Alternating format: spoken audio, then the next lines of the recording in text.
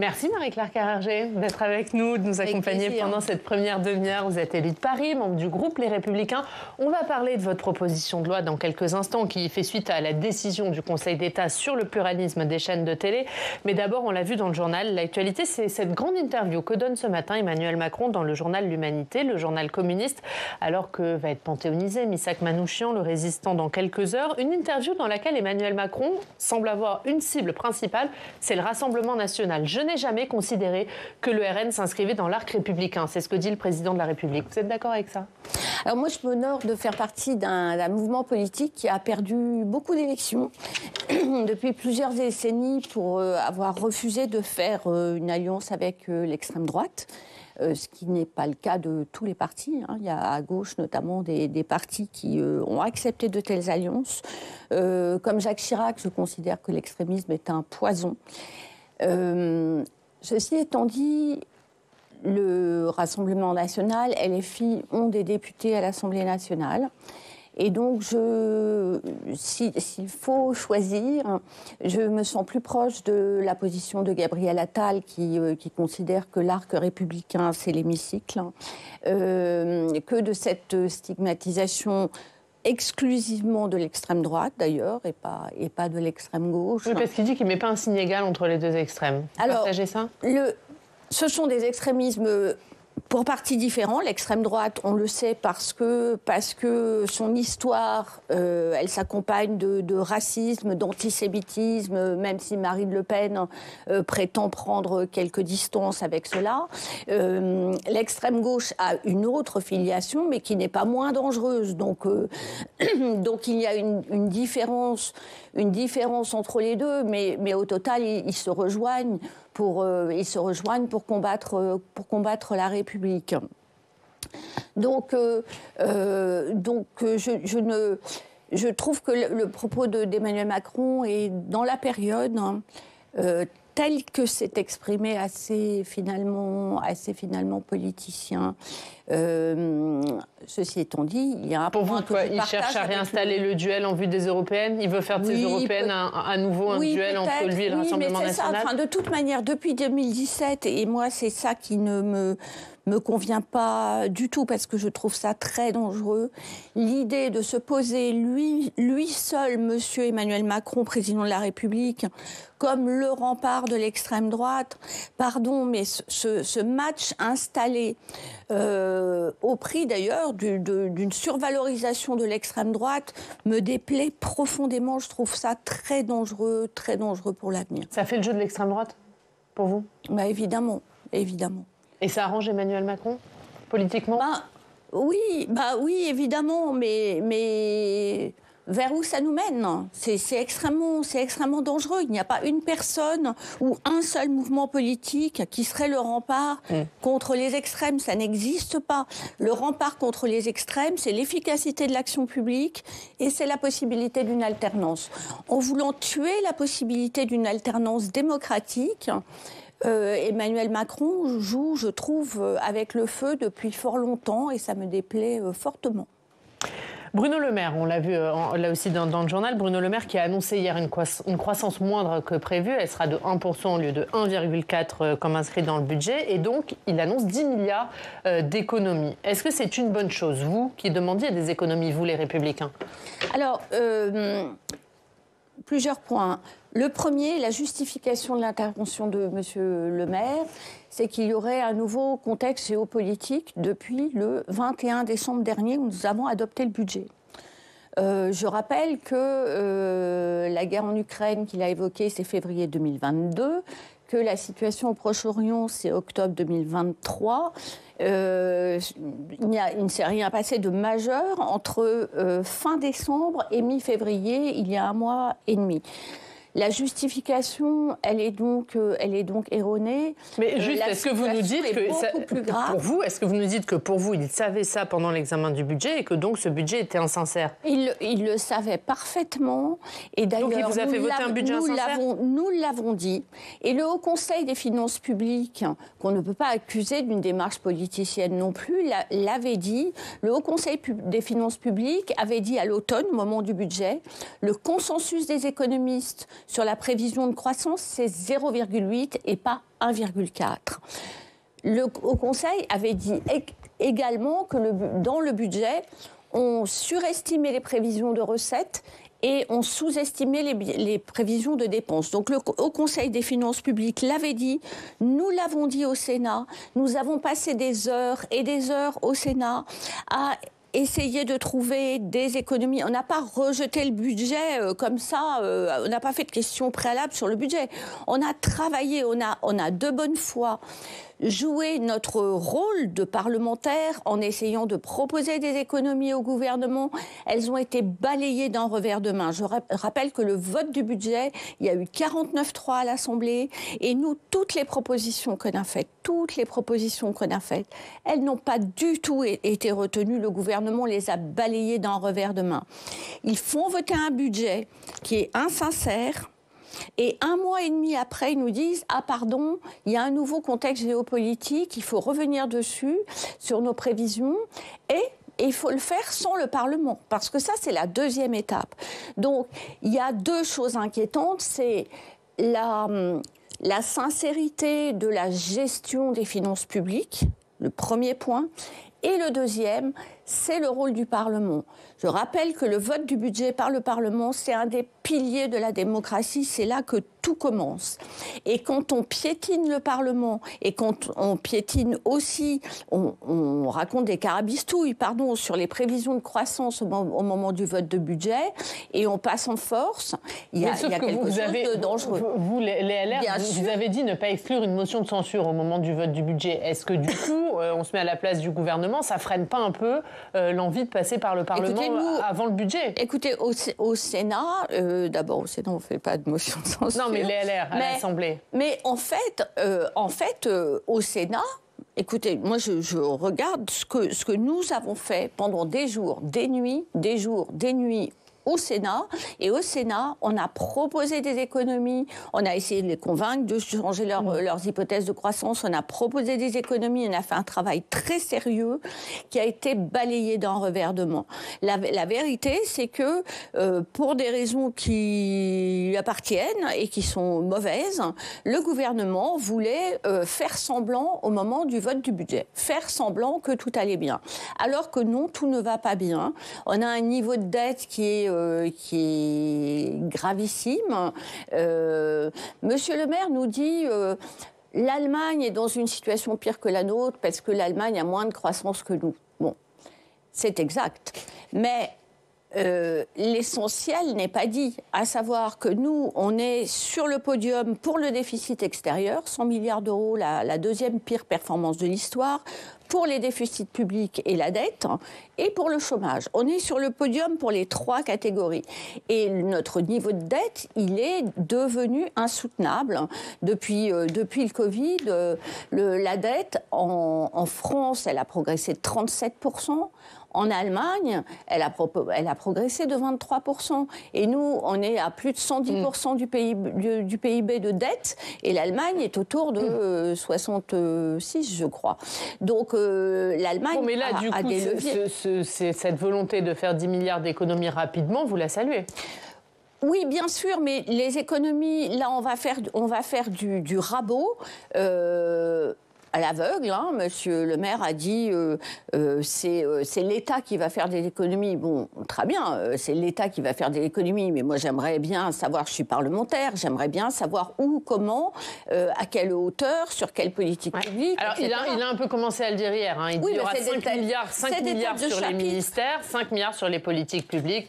Il a notamment cité MaPrimeRénov', l'aide française au développement. Ça n'est pas le niveau d'information. L'agence de cohésion des territoires. Ça n'est pas un niveau d'information satisfaisant pour des parlementaires qui sont en charge de voter le budget. Oui, bien sûr, il faut faire des économies, on le dit depuis fort longtemps. Et là, je pense que si 50 jours après le vote du budget, Monsieur le maire doit faire cette annonce au 20h TF1, c'est qu'il y a une perspective de... la notation de la France, voilà, elle n'est pas figée. C'est que notre dette, on est très endetté en plus à court terme avec une vulnérabilité particulière à hausse de taux d'intérêt. Donc ils sont pris à la gorge. Mais est-ce qu'à défaut d'un budget rectificatif, vous demandez au moins qu'il soit auditionné par le Parlement pour qu'il détaille Mais moi, je ne vois pas ce qui s'oppose à faire un projet de loi de finances rectificative. Et d'ailleurs, il faut voir comment techniquement ils s'y prennent, mais il y a des textes, il y a des règles. Les décrets d'annulation, ça peut intervenir jusqu'à 1,5% des dépenses sans repasser par le Parlement. Je vois que c'est 10 milliards, 1,5% des dépenses, c'est moins que ça. Donc je ne sais pas comment ils vont s'y prendre pour éviter le Parlement. Mais cette volonté d'éviter à tout prix et la réalité et le Parlement nous amène droit dans le mur. On va parler de votre texte. Le Conseil d'État qui demande à l'Arcom, c'est le gendarme de l'audiovisuel, de durcir le contrôle de la ligne éditoriale des chaînes. Dans le viseur CNews, une décision qui vous a fait réagir, Marie-Claire Carrère-Gey. Vous allez déposer un texte de loi. On va voir tout ça avec notre journaliste parlementaire Alex Poussard.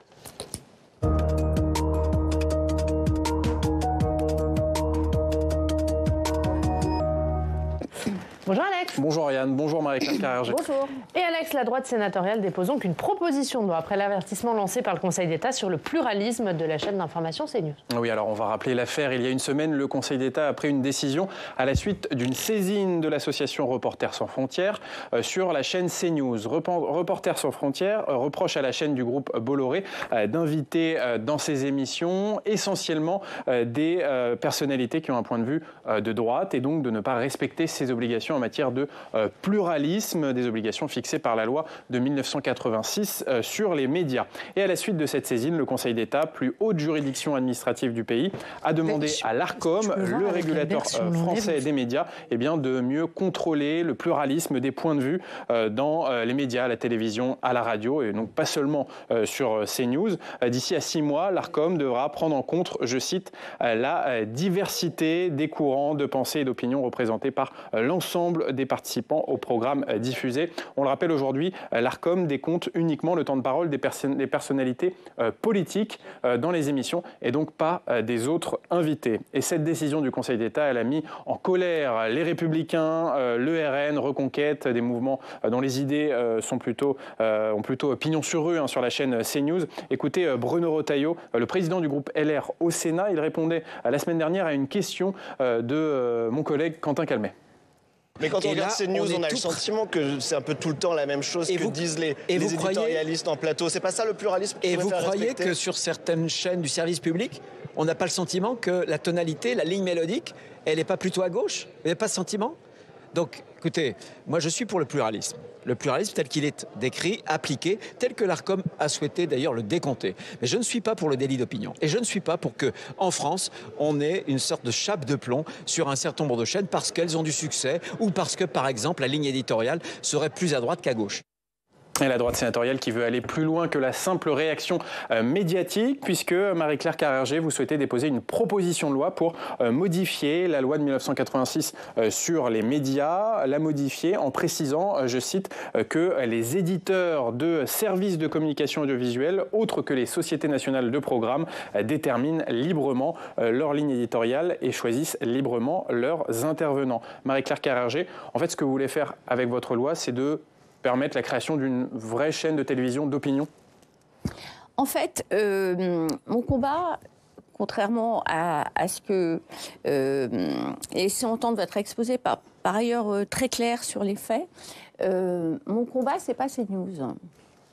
Mon combat, c'est la liberté d'expression, le pluralisme et la liberté des personnes aussi. Parce que avec cet arrêt, le Conseil d'État a interprété, dirons-nous poliment, un peu inventé, si on est moins, une interprétation donc, de la loi de 86, qui est une loi de liberté de communication, La loi, elle dit quoi? Elle dit que les chaînes privées, en l'occurrence, elle prévoit des règles pour les chaînes privées et des règles plus exigeantes, bien sûr, pour le service public, au regard du pluralisme. Et concernant les chaînes privées, elle dit qu'il faut assurer un pluralisme qui a toujours été compris par l'ARCOM comme un pluralisme global. Les téléspectateurs doivent avoir le choix entre plusieurs offres. Et on n'a pas le choix entre 15 chaînes qui seraient strictement identiques, d'accord ? On a le choix dans une pluralité d'offres. Et la loi dit ensuite, dans un deuxième alinéa, pour ce faire, l'ARCOM décompte les temps d'antenne des personnalités politiques, ce qui est tout à fait normal. Et il y a des règles plus strictes encore pour les périodes électorales. Que dit le Conseil d'État ? Il dit que l'ARCOM devra tenir compte non seulement du temps d'antenne des politiques, mais de l'ensemble des intervenants, c'est-à-dire des animateurs, des chroniqueurs, des invités. Ça suppose quoi ? Alors, de mon point de vue, déjà, c'est une décision inapplicable. Elle est inapplicable parce que ça suppose que l'ARCOM aille compter les temps d'antenne d'invités et assurer le fichage, en quelque sorte, d'invités qui n'ont rien de politique. Alors justement, le président de l'ARCOM a réagi ce week-end.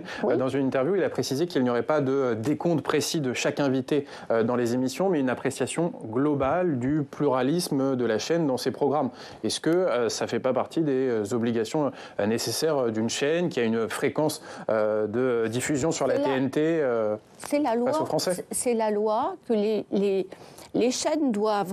Il y a des obligations d'honnêteté d'information, de pluralisme, d'indépendance, qui sont inscrites dans la loi. Dans une même chaîne. Et, oui, mais de façon globale. Le président de l'ARCOM minimise, et on le comprend, peut-être la portée de cet arrêt. Mais je rappelle que le président de l'ARCOM, l'ARCOM prend des décisions qui sont ensuite soumises au Conseil d'État.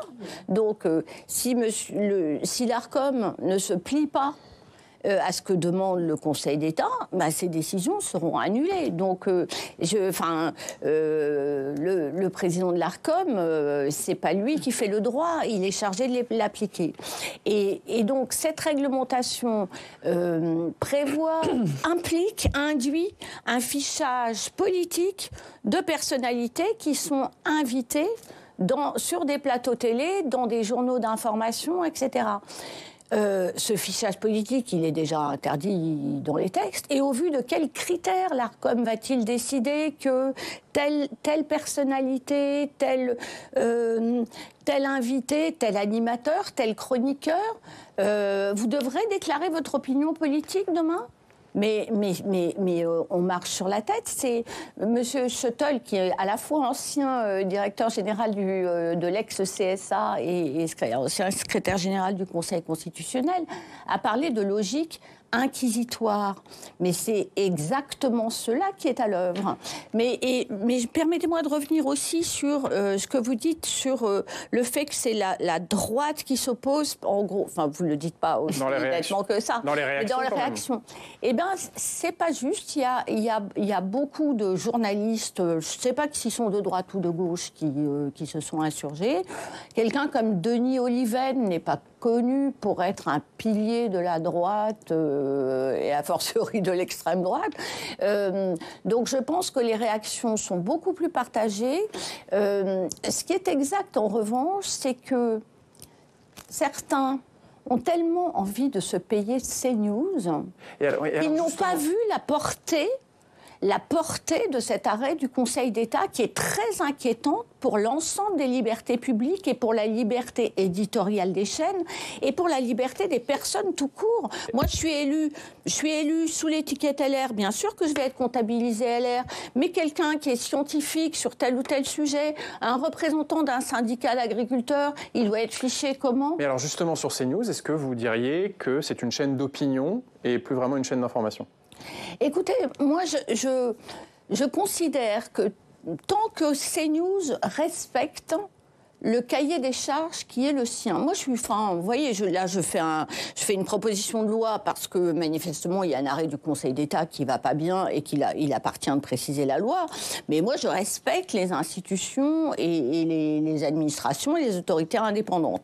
Tant que CNews respecte son cahier des charges et tant qu'il respecte la loi et tant que les invités, les animateurs, etc., n'affirment pas ce qui ne sont pas des opinions, mais des choses qui sont punies par la loi, qui sont répréhensibles, qui sont racistes, etc. C'est déjà arrivé, il y a déjà eu des amendes, etc. Moi, tant qu'on respecte la loi et le cahier des charges, je ne vois pas le problème à ce que CNews soit différent de BFM, soit différent de LCI. Moi, je n'ai pas de problème avec ça. De surcroît, en 86... Donc, selon vous, CNews n'a pas un projet de défendre une idéologie plutôt de droite? Ben oui, mais c'est leur problème. Je ne sais pas que la tonalité de la chaîne soit. On ne peut pas. Est-ce que c'est sain pour la démocratie qu'une chaîne sur la TNT devienne une chaîne d'opinion quand on connaît le pouvoir de la télévision? Écoutez, en 1986, au moment où on a élaboré ces règles, il n'y avait pas comme aujourd'hui 30 chaînes sur la TNT, on est d'accord. Aujourd'hui, le paysage, il est totalement différent parce que d'une part, on a beaucoup plus de chaînes sur la TNT, 30, dont 23 privées, 23 quand même, hein, ça laisse le choix, 23. Les gens, ils sont grands, ils savent appuyer sur la télécommande. S'ils ne sont pas d'accord, s'ils n'aiment pas BFM, ils regardent LCI, s'ils n'aiment pas... Enfin, ils sont grands. Donc, il y en a 30. Et par ailleurs, il y a, et c'est un autre problème qui n'est évidemment pas mal traité par cette proposition de loi, mais qui devra être traité. Et par ailleurs, on a une explosion d'offres d'informations jusqu'à plus soif, sur le net, sur les réseaux sociaux, sans aucun pluralisme, sans aucun... Mais voilà, une explosion de l'offre. Le paysage, c'est celui-là aujourd'hui. Donc, le paysage offre, ne serait-ce que parce qu'il y a 30 chaînes et non plus 3 ou 4, déjà, ça offre une palette plus large. Je ne dis pas qu'il faudrait diminuer les règles qui s'appliquent aujourd'hui aux chaînes, mais enfin, quand même, le paysage, il est déjà plus large. Et aujourd'hui, le Conseil d'État vient dire, en gros, toutes les chaînes d'information doivent se ressembler et être des chaînes de service public, en quelque sorte. Hein. Pourtant, on ne parlera pas ici de... Avec une pluralité d'opinions sur les plateaux. C'est ce qui est demandé. Mais la pluralité d'opinions sur les plateaux dans l'ensemble, c'est ce que prévoit la loi. La loi dit, pour assurer cette pluralité, la chose qu'on décompte, c'est le temps d'antenne des politiques. Et c'est l'honnêteté de l'information. Enfin, la loi, elle est très précise. Elle dit que l'information qui est donnée par toute chaîne, CNews comme les autres, elle doit être indépendante, honnête et faire droit au pluralisme. Vous voyez, franchement, les obligations elles sont déjà fortes. La seule chose, mais elle est gravissime, qu'a induit la décision du Conseil d'État, c'est les invités, les journalistes, les chroniqueurs. Mais enfin... La liberté des journalistes, d'abord, elle est protégée par la loi de 1881, qui n'est pas récente, sur la liberté de la presse. Enfin, là, on est en train de dire qu'à partir du moment où on s'exprime, quel que soit le sujet, dans une émission d'information sur un plateau d'une chaîne d'info, il faut qu'on soit catégorisé. Au vu de quoi? Au vu de quels critères? Mais c'est fasciste. Les mots sont dits. Mais oui, si on voit... Mais attendez, mais le fichage des personnes en fonction de l'opinion politique, on n'a pas vu ça depuis quand? Enfin, pardon, je suis désolée. Les esprits sont perturbés parce que l'arrêt a été rendu sur CNews et que beaucoup de gens ont une opinion sur CNews. Bon, et certains veulent se payer la chaîne. Tout mais ça dans un contexte qui est en 2025, le renouvellement ou pas des autorisations d'émettre pour 15 chaînes sur 30. C'est ce que j'allais vous demander. Est-ce que vous pensez que le but de tout ça, c'est de sortir CNews de la TNT ? On peut le penser. Moi, je sonde pas les esprits et les cœurs, mais enfin, tout ça est un peu... mais qu'il y ait des gens qui veulent se payer CNews, moi, ça ne me dérange pas, on est en démocratie. Ce que je n'accepte pas, c'est que on doit passer dans un régime qui n'est pas protecteur des libertés, enfin qu'on veuille tuer le pluralisme au prétexte qu'on veut le défendre. Voilà, c'est ça que je n'accepte pas et je ne suis pas toute seule. Depuis que j'ai déposé cette proposition de loi, il y a près de 90 sénateurs et sénatrices et sénateurs qui m'ont demandé de la co-signer. Les centristes, les sénateurs centristes de la majorité au Sénat, vous soutiennent également? J'en ai plusieurs. Moi, j'ai envoyé le texte ce week-end et je vous dis 90 qui ne appartiennent pas tous à mon groupe politique. Et je serais ravie d'ailleurs si des gens qui sont aussi dans des partis de gauche se joignaient. Parce que je pense que le temps va faire son œuvre. Les gens vont réaliser que en fait, cet arrêt du Conseil d'État, s'il n'est pas... si la loi ne met pas un cadre qui l'empêche, il est très dangereux pour tout le monde. Et pensez pour le service public. La loi de 86 dit déjà, a des obligations plus strictes pour le service public de l'audiovisuel. Elle dit, pas seulement que l'information doit être honnête, etc. Elle dit le service public doit être impartial. Vous imaginez si on transpose, parce qu'il n'y a pas de raison que les chaînes privées soient soumises à des obligations que les chaînes publiques qui assurent un service public ne doivent pas respecter. Donc c'est très dangereux pour tout le monde, pour l'audiovisuel en général. Merci Alex, à tout à l'heure. Eh ben, on continuera de parler de cette affaire Conseil d'État, CNews, Arcom, Reporters sans frontières.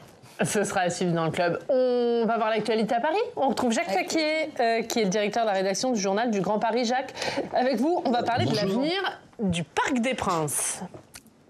Oui, bonjour Madame Carrère-G. Vous le savez, un débat divise le Conseil municipal de Paris. La mairie de Paris et la maire de Paris a fait adopter un vœu soutenu par la majorité qui proscrit en quelque sorte la cession du club. Le sujet, c'est que le club, le propriétaire du club, veut agrandir le stade, le Parc des Princes en l'occurrence, pour qu'il passe de 48 000 à 60 000 places. Et la question, c'est un peu de savoir qui paye. Donc, faut-il, selon vous, Madame la sénatrice, vendre le Parc des Princes au club, ou faut-il au contraire le rendre d'une certaine façon inaliénable, ou encore faut-il contracter avec le club un bail amphithéotique qui constituerait une sorte de moyen terme entre ces deux extrêmes? Quelle est votre opinion?